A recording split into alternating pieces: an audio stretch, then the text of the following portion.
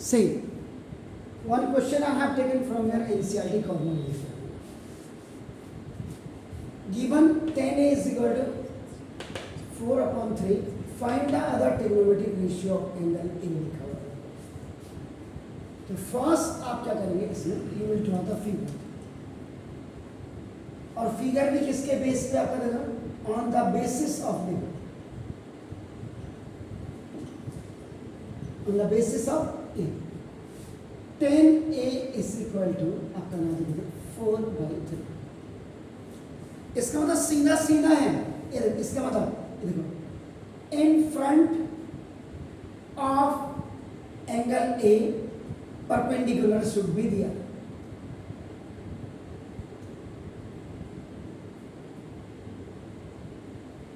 Mandatory है sir. जो भी एंगल पूछा होगा, यहाँ पे एंगल है, हो सकता है यहाँ पे अगर tan C लिखा हो तो C के सामने वाला एंगल, C एंगल के सामने परपेंडिकुलर होता है, ये याद रखना. अब आपका ये देखो, अब आपका ये tan A आपने जो लिखा, tan A is equal to 4/3. अब आप पहले 3 मेन फॉर्मूले याद कर लीजिए आपके. क्या देखो, जो sin theta is equal to perpendicular over hypotenuse, cos theta is equal to base over hypotenuse, और tan theta is equal to आपका perpendicular over base.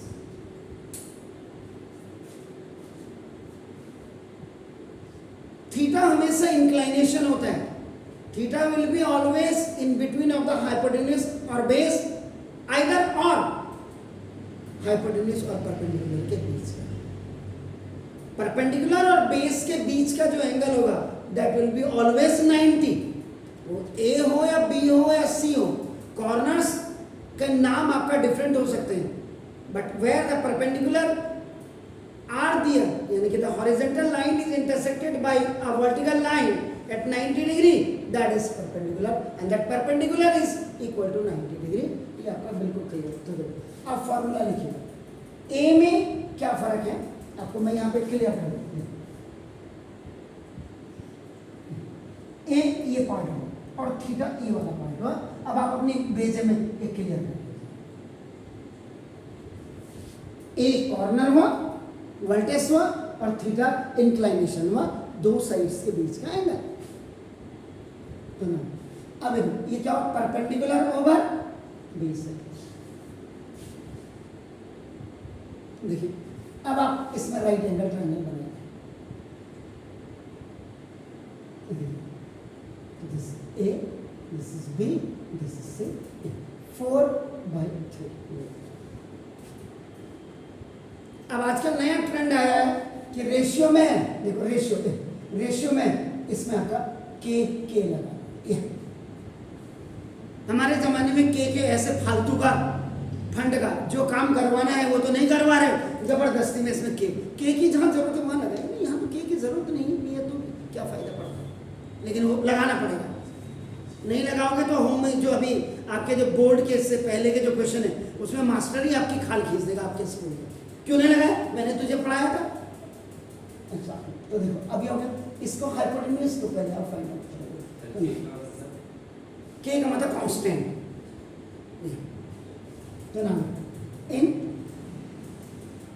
Right angle triangle, अब यहां से लिखते हो, यहां से ऊपर से लिखते हो, सी बी ऐसे ऊपर से नीचे, या यहां से लिखते हो तो अभी कोई फर्क नहीं पड़ता, ए बी सी. लेकिन बी ए सी या बी सी ए नहीं लिख सकते हैं, ये भी याद रखिएगा.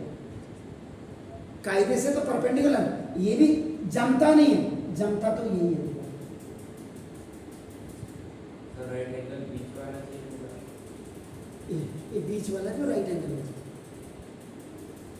ये दोनों एंगल्स का सम जो है 90 डिग्री होता है. ये दोनों एक दूसरे के कॉम्प्लीमेंट्री होते हैं, कॉम्प्लीमेंट्स टू ईच अदर जो कहते हैं. तो ना यूजिंग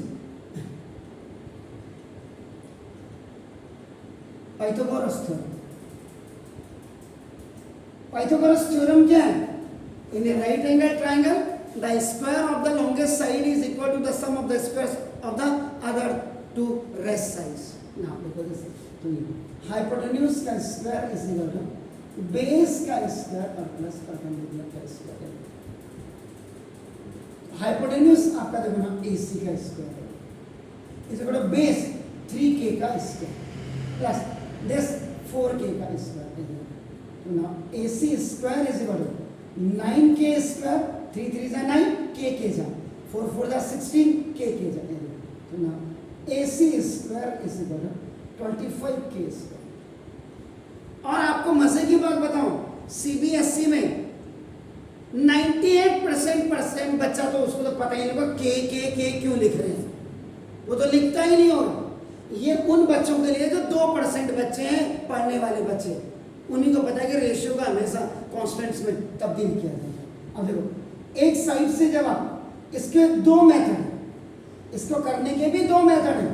एक तो ऐसा हो गया देखो, एक तो आप ये AC का square is equal to 5k का स्क्वायर कर दीजिए, 5 5 20। तो आपका इसमें क्या लिखते हैं, लेकिन इसमें लिखना पड़ेगा if powers are same of both the sides cancel them and collect the base, collect the bases of both the sides।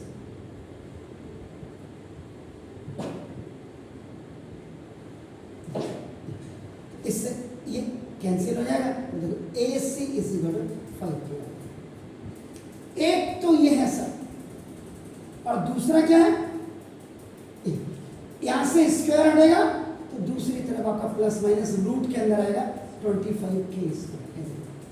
AC is equal two plus minus 25 का स्क्वायर रूट, अब आपका दे देगा 5 और k स्क्वायर का k हो जाएगा। तो देखो इसमें निगेटिव साइन आपका हमेशा रिजेक्ट किया जाता है, क्यों कि ट्राइंगल ही पॉसिबल नहीं होगा अपना। तो डियर फोर क्या कहना, AC is equal to 5k।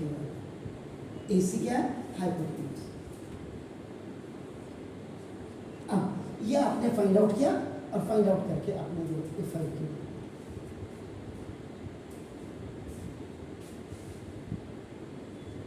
ठीक हो गया सर।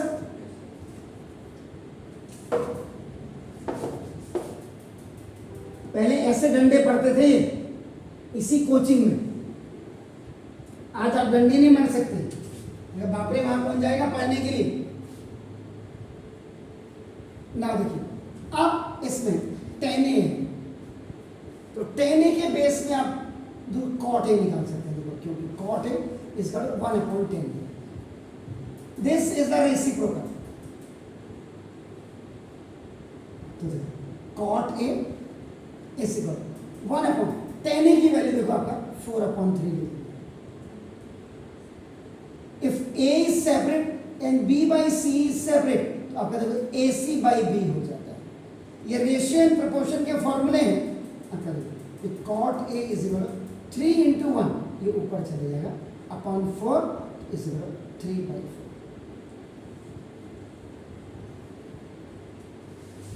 अगर आप इसको नहीं यूज करते हैं तो आप यहां पे ये फॉर्मूला tan थीटा है तो रेसिप्रोकल होता तो cot थीटा आपका ना बेस ओवर आपका देखो इक्वल कर देगा। cos थीटा का रेसिप्रोकल sec थीटा होता है तो sec theta hypotenuse over base. sin theta का रेसिप्रोकल आपका देखो cosec थीटा होता है तो आपका देखो हाइपोटेन्यूज ओवर परपेंडिकुलर।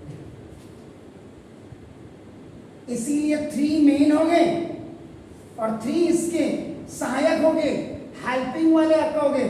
जैसे वर्ब और हेल्पिंग वर्ब होती है, मेन वर्ब और सेकेंडरी वर्ब होती है, प्राइमरी वर्ब सेकेंडरी वर्ब। इसको भी अगर कोई ग्रामर पढ़ाने वाला इंग्लिश में सही ढंग से पढ़ाएगा ना तो बच्चे के समझ में आएगा। ये मेन वर्ब हो गया, ये हेल्पिंग वर्ब हो गया, आप सिंपल समझ लीजिए। लेकिन यहाँ मैथमेटिक्स में आपका क्या होगा, ये एक दूसरे के रेसिप्रोकल हो गए आपका देखो। अब आपका देखो अगर आप ये यूज नहीं कर रहे ये वाला फॉर्मूला, आप डायरेक्ट देखो यहाँ पे लिख सकते हैं बेस ओवर परपेंडिकुलर। तो बेस क्या आएगा 3k अपॉन 4k, k से k कैंसिल, जबरदस्ती नहीं है k लिख करके।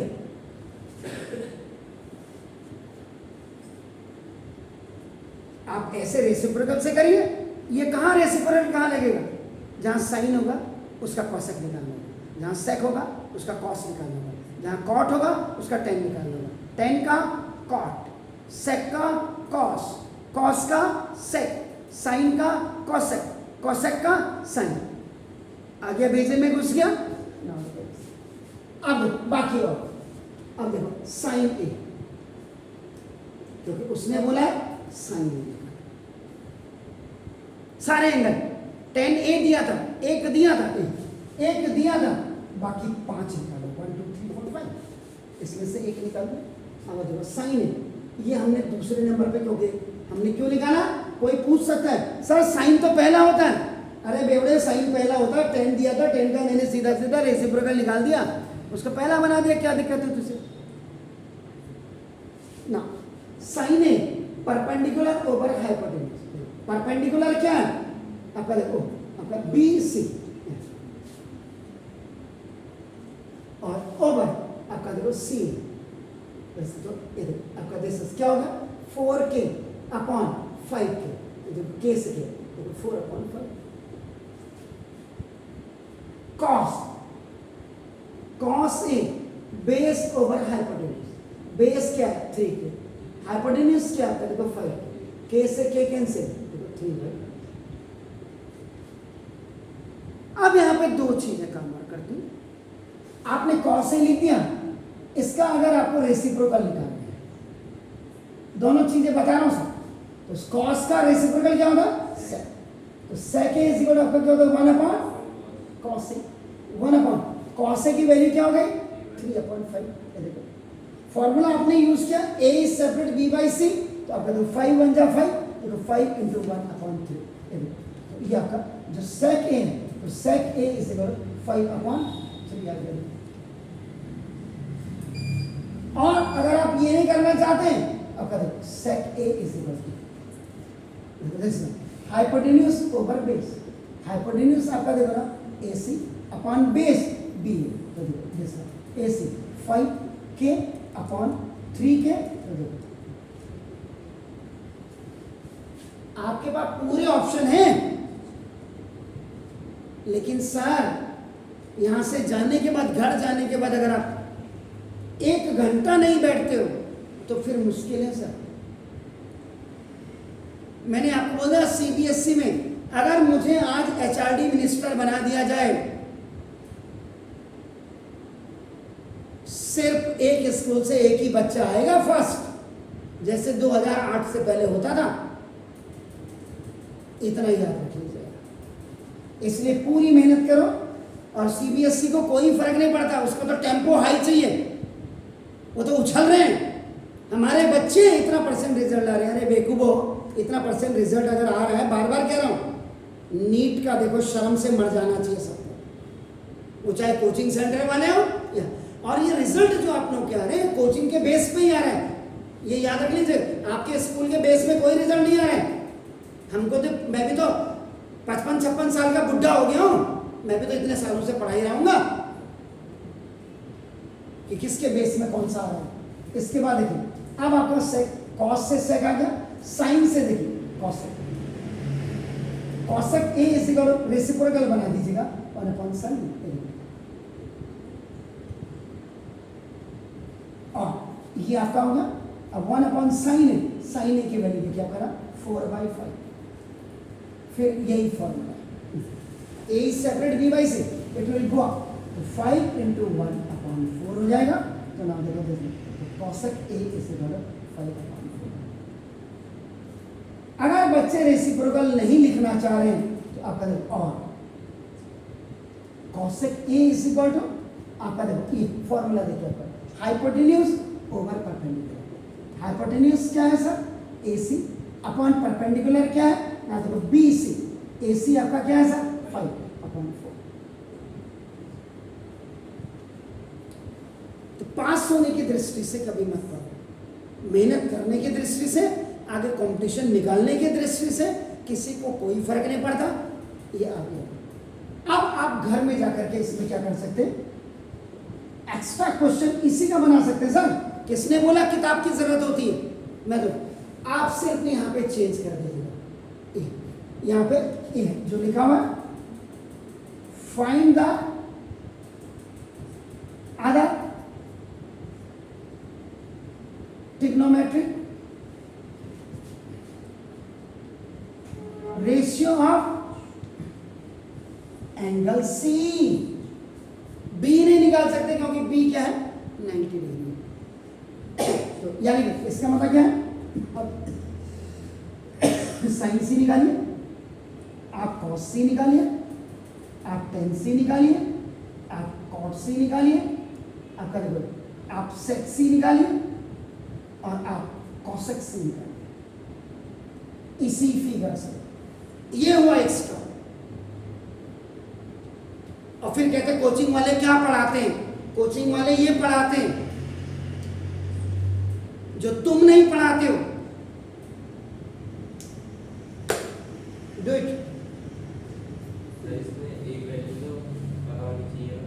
क्यों है ये फिगर तो बन गया ना, यही तो है। देखो फिगर, अब आप देखो इसको तुरंत क्या करते, इसको ऐसे घुमाते दो इसको।